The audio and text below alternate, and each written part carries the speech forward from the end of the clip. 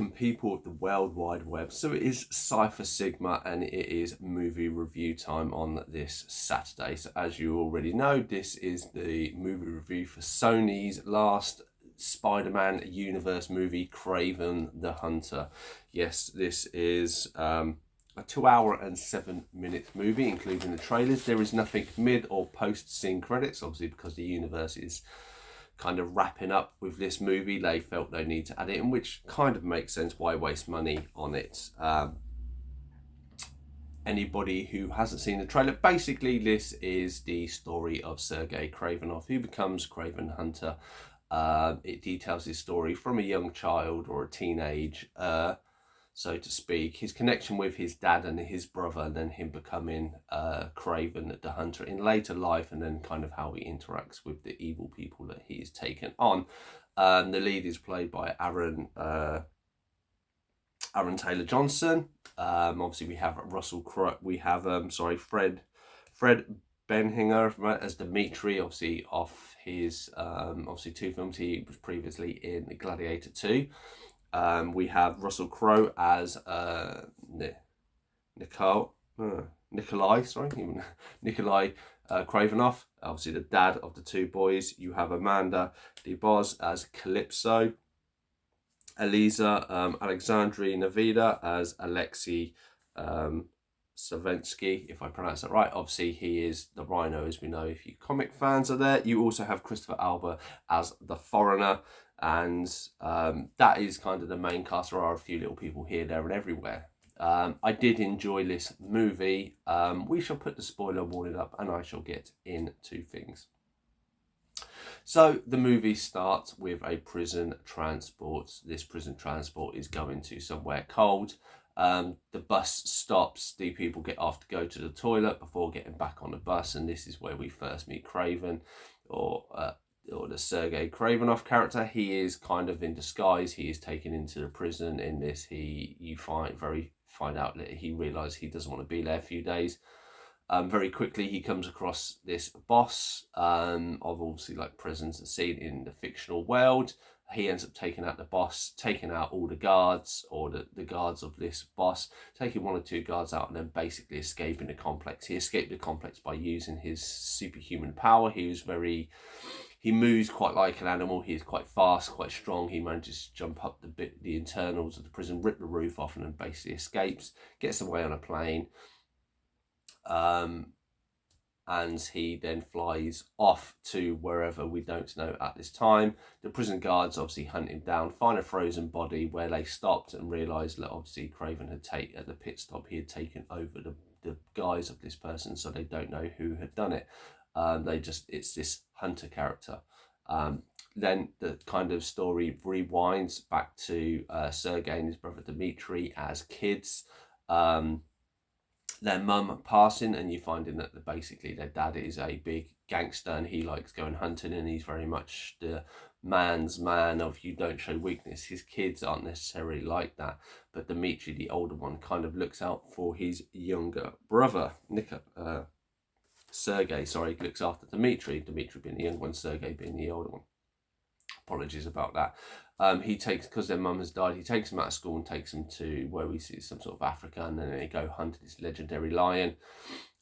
When they are walking through I have to make sure I say the Alexei character, he is there. He is quite an ill man, and he is trying to obviously be with the underworld and try and talk to Russell Crowe's character. Russell Crowe gives him very much like, you're weak, you're an ill man, I don't want to talk to you, you're doing my nut in. As they are moving far ahead, the 2 boys, Sergei and Dimitri, are at the back. They come across this giant lion, which is supposedly the figurehead, this kind of legendary lion which Russell Crowe is after. Sergei raises his gun and then kind of looks into the eyes of the lion and realises that they kind of have a weird connection there. He has Dimitri behind him. And then what happens is, obviously, the lion seems to, kind of connects with him and doesn't want to attack.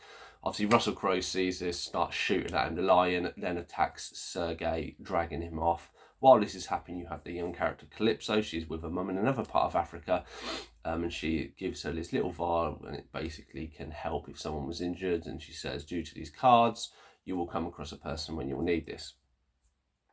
So this girl and her parents go on this kind of trek, and then she feels this kind of presence, leaves the van, goes off into, and this is where she comes across this lion that has Sergei. She gives the potion to him. The helicopters come, they whisk him away. He dies for 3 minutes, and then he is brought back. This is where he kind of starts to feel different. When he goes home, his dad's obviously like, you know, Dimitri's going back off to school, but you know, you are going to stay, you're going to basically take my place. He doesn't want to do this. He leaves the house, leaves his brother, and says, look, you know, I'm going off to do my own thing. And then this is how the kind of he creates this persona of Kraven the Hunter, and basically hunts evil people. As there is kind of, when he got where his new hideaway is, where his mum used to be, there is kind of a little like enclosure where he lives, but there's animals, and poachers come along and he tackles them. It then kind of fast forwards, and then you have the weak Sergei who was talking, not Alexei, who was talking to the Russell Crowe character. He is now a big gangster. He is trying to take over Russell Crowe's domain. He is called the Rhino, as you find out, and you find out he has this condition. Basically, someone from New Yorkers. He was very weak. He's given him this serum, what makes him really, really strong, but it turns him into this kind of rhino character, which causes him immense pain. So he has this backpack on, and yeah, and it's basically him trying to take over Russell Crowe's domain by kidnapping the youngest son. Kraven is unable to stop him. It then kind of, in between this, obviously the Rhino is terrorizing him. He brings in this other character called the Foreigner, who manages to kind of, he's been after Kraven for ages. And then this kind of then all leads to the penultimate fight between the Rhino, Kraven. Obviously Kraven wins quite good. I say I don't want to go into too many details to spoil too much of the story. Afterwards, Kraven then kind of comes home, gets his dad killed because his dad's not a very nice man. Again, not going into details. And then it kind of fast forwards a year where he meets his brother.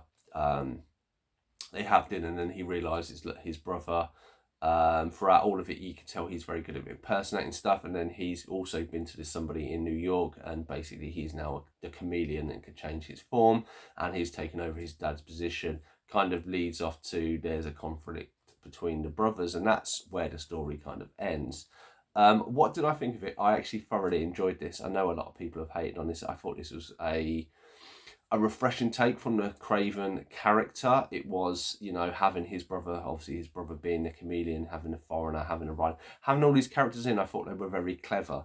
They don't mention any superheroes or anything else. There is only kind of a few references. So Kraven, part of the way through, gets hit with this kind of drug, and he starts seeing spiders. This is obviously to link that there is a kind of fear of a spider in regard to Kraven, and obviously Spider-Man and stuff like this. And then they talk about someone in New York, which I'm assuming is Kurt Connors, who has been experimenting with animals and humans, obviously splicing the Alexei with a rhino first, and then obviously does his brother with a chameleon. So there are a few little references there, but it was a self-contained one, so it felt like it was in the world. Obviously it wasn't the standard Kraven we knew. Kraven in the kind of comics is the kind of has the really hunting skills, but this kind of led a supernatural side of things, which I thought really worked really, really well. It made more of a connection. They kind of did the same thing as they wanted to do with Morbius, made him a bit more of a human good guy, and then obviously there's going to be some conflict with why Spider-Man there. I mean, always trying to bring these bad guys as good guys struggles. I think it worked really well, because you had, basically he wants people that are either doing the drug lords, or it's people who mainly hurt animals, and that's where his main focus is, and that kind of understanding worked really well. There were some funny lines, some funny bits with Aaron Taylor-Johnson I thought worked really well. There were some gory bits. I think this is rated 15, so he hits somebody in the head with a bear trap and stuff like this.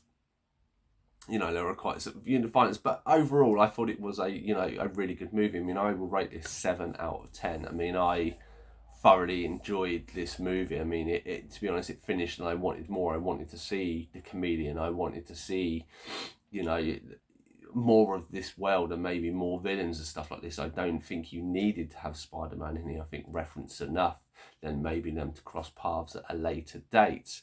But obviously we know that's not going to happen, but it is what it is. You know, there was all the little ties. I think the character, I think, you know, Aaron Taylor Johnson was a perfect casting for Kraven, and it ends with him getting kind of the studio comic style that he is sitting on his throne that we've all seen. That is like the final scene, and I think that's a kind of nice way to end it, to build him into a future one. And, you know, he's all about the goods, you know, good guys and stuff like that. And I thought, you know, it would have been really interesting to see him play with Spider-Man at a later date if there was conflict. But it is what it is. That has been my review of Kraven the Hunter. Have you seen the movie? What did you think? Let me know your thoughts and feelings in the comments down below. Like, comment, subscribe, and do all those things you want to do. And I shall see you in the next one.